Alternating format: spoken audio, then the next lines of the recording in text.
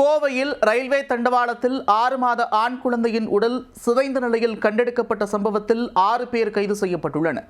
மகாராஷ்டிராவிலிருந்து எடுத்து வரப்பட்ட குழந்தை உயிரிழந்தது எப்படி?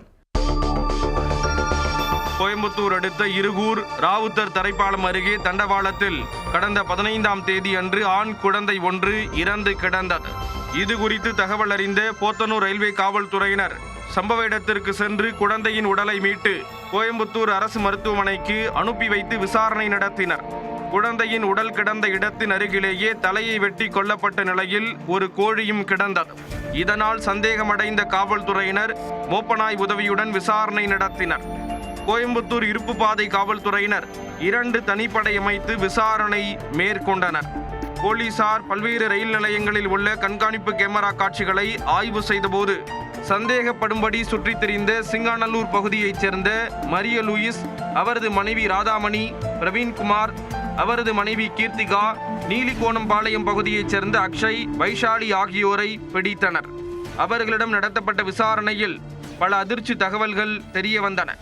மரிய லூயிஸ் ராதாமணி தம்பதியருக்கு திருமணம் முடிந்து 23 ஆண்டுகளாகியும் குழந்தை இல்லை. இதனால் மகாராஷ்டிரா மாநிலம் சென்று வைஷாலியின் தங்கைக்கு தெரிந்த ஒரு தம்பதியரிடம் குழந்தையை பெற்று கடந்த 13ஆம் தேதி காலை கோயம்புத்தூர் வந்துள்ளனர். அன்று குழந்தைக்கு உடல்நலம் சரியில்லாமல் இறந்ததாக கூறப்படுகிறது.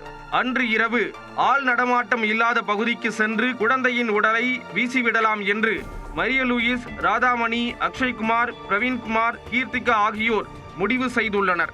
காரில் ரயில்வே தண்டவாள பகுதிக்கு சென்று இருகூர் அருகே தண்டவாளத்தில் ஏற்கனவே இறந்த குழந்தையின் உடலை வைத்துள்ளனர். குழந்தை இறந்தது சனிக்கிழமை என்பதால் சம்பிரதாயப்படி கருப்பு கோழியை அறுத்து மஞ்சள் பொடியை தூவியதாக கூறியுள்ளனர். இதனையடுத்து அந்த 6 பேர் மீதும் வழக்கு பதிவு செய்த ரயில்வே போலீசார் அவர்களை கைது செய்து கோயம்புத்தூர் மத்திய சிறையில் அடைத்தனர்.